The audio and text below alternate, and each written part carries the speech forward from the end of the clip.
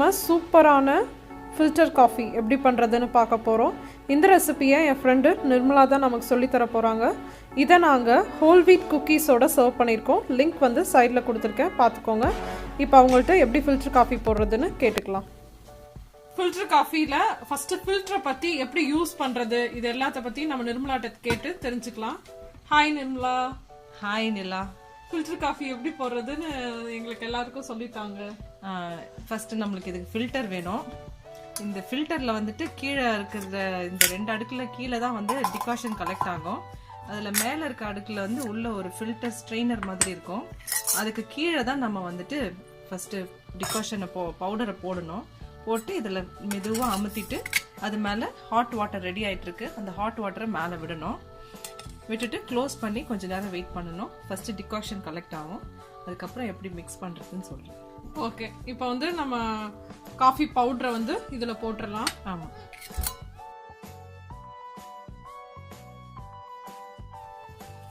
இந்த ஸ்பூனில் வந்து எத்தனை ஸ்பூன் என்ன பண்ணோம்? 4 ஸ்பூன்ஸ் போடுங்க.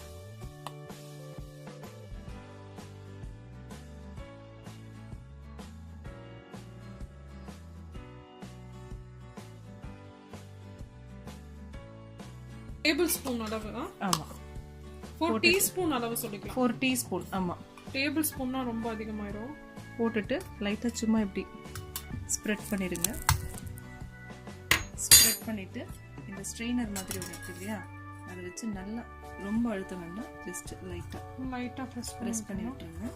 ப்ரெஸ் பண்ணிவிட்டு நல்லா தண்ணி வந்து நல்லா கொதிக்கணும். நல்லா சுட சுட இருக்கிற ஹாட் வாட்டரை வந்துட்டு அதில் ஊற்றிடணும். மேலே விடணும், ரொம்ப விட வேண்டாம். ரொம்ப விட வேணாம். இதில் வந்து ஒரு 3/4 அளவு இருக்க மாதிரி, 3/4 அளவு இருக்க மாதிரி தண்ணி விட்டிங்கன்னா போதும். ஆமாம், அப்போ நல்லா ஸ்ட்ராங்கான டிகாக்ஷன் நம்மளுக்கு கிடைக்கும். ரொம்ப தண்ணி விட்டுட்டா ரொம்ப டிகாக்ஷன் லைட் ஆகிடும். ஓகே, இப்போ இதை நம்ம க்ளோஸ் பண்ணிவிட்டு எவ்வளோ நேரம் வெயிட் பண்ணணும்? இது ஒரு 10-15 மினிட்ஸ்லேயே டிகாக்ஷன் வந்துட்டு ஸ்ட்ரெயின் ஆகிடும். ஸ்ட்ரெயின் ஆனதுக்கு அப்புறமா நம்ம பார்க்கலாம் எப்படி வந்து ஃபில்டர் காஃபி போடுறதுன்னு. இப்போ வந்து டிகாஷன் ரெடி ஆயிடுச்சு. அடுத்து என்ன பண்றது நிர்மலாட்ட கேட்கலாம். பாருங்க, டிகாஷன் எல்லாமே ஸ்ட்ரெயின் ஆகி கீழே வந்துருச்சு. டிகாஷன் கலெக்ட் ஆயிடுச்சு. ஃபர்ஸ்ட் வந்துட்டு நம்ம சுகர் போட்டுக்குங்க. அப்புறம் டிகாஷன் ஆட் பண்ணிக்கோங்க.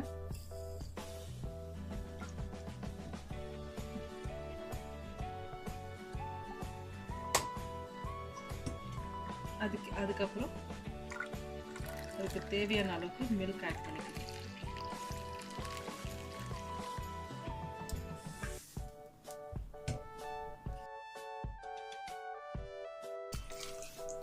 இது நல்லா ஆத்தி சர்வ் பண்ணீங்கன்னா நல்லா நோர பொங்க ஆத்தி சர்வ் பண்ணிடலாம். ஆமாம், ஃபில்டர் காஃபி ரெடி.